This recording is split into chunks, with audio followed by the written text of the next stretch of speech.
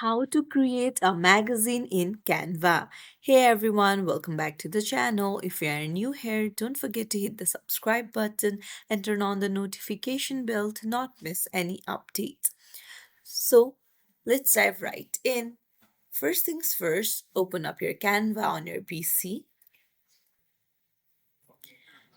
and then on the left hand side, you'll find the template section, and here on the top, you'll find search. So, here, search for a magazine, hit enter, and here you'll find various magazines templates that you can choose from.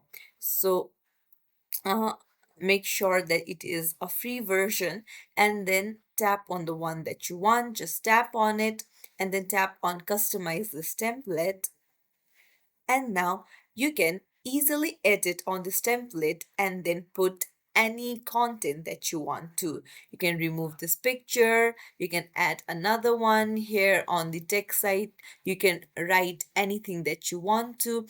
You can even tap on this plus icon and duplicate page, and then you can even add your own stickers, change your color, and do anything that you want to with the magazine. So it's as simple as that. If you found this tutorial helpful, don't forget to like and subscribe to our channel for more tips and tricks. Thank you for watching.